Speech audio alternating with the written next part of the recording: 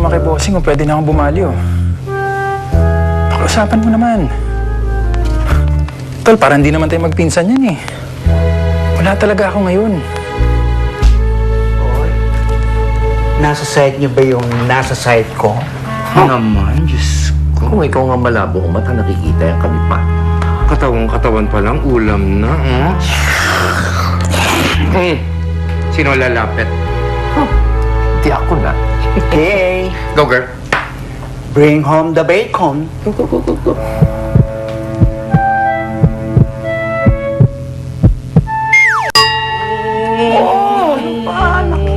Bakit ka bumalik? Oy, Naiya ko.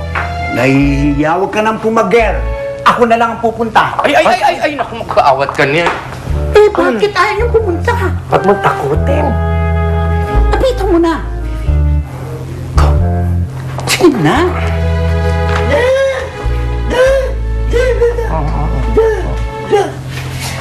Hello, Philippines. Mabuhay. Anong gupit? Ano bang bagay sa akin, ma'am?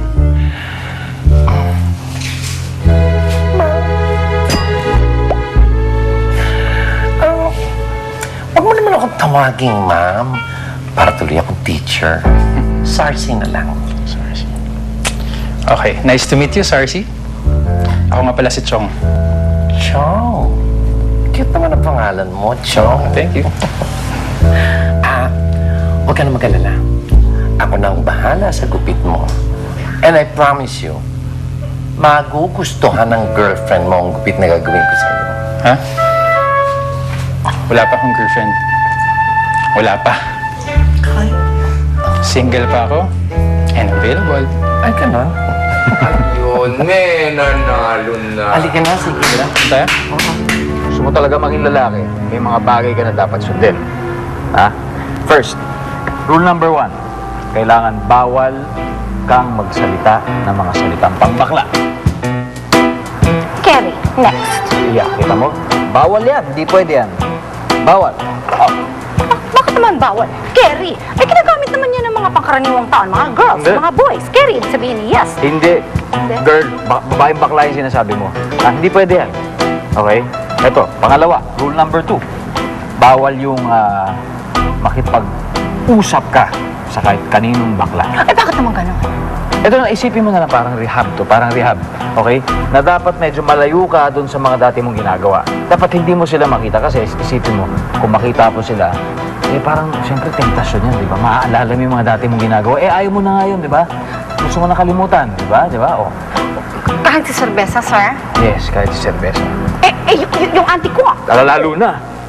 Family naman yun, sir. Seryoso ka ba? Opo. Gusto mo talaga magbago? Oo, sir. Magsasakripisyo ka lang ng Oh. konti. Ha? Konting tiis lang yan.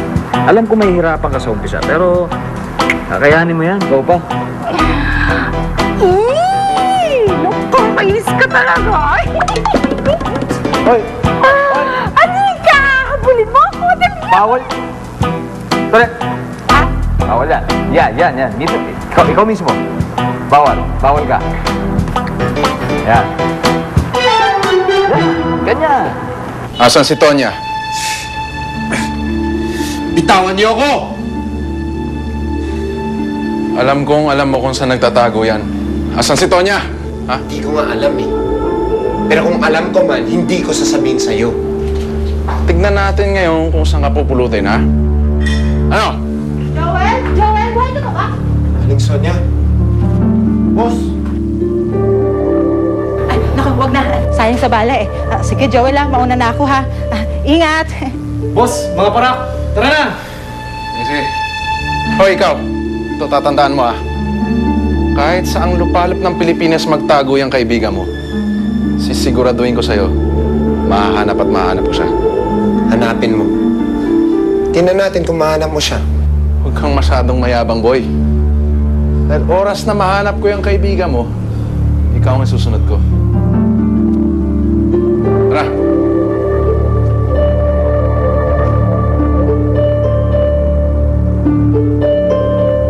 Tita, Pogi.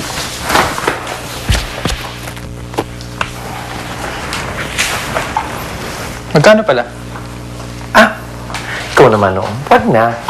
Basta, text mo pa. Binigay ko na sa'yo ang number ko. Okay. Pero pag di na ako nakapag-reply sa'yo, ibig sabihin wala na akong load, ha? Okay. Siya, mauna na ako. Sige, balik Sige, ka. salamat.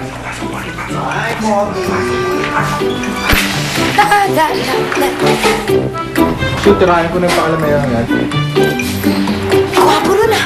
Galing dito yung sa parlor? Paano naman? Palagay mo dito, walang nagpapagupit na gwapo. Minsan. Hoy, at bago ka magfantasya, ha? FYI, too late bihiro ka na. Akin na siya. Paano rin sa'yo? Ay, sa ganda kong to, gaga. Oy, ikaw, putong lupa. Saan lupalop ka na naman nagsusuot, ha? Eto nga po, auntie. Nag-text po sa akin si Aling Sonia, yung kapitbahay natin sa Ilocos. Oo. Meron daw nangyayaring masama doon kasi hinahalughog ngayon yung pwesto ni Joel, yung mga tao ni Sunny Boy. Ha?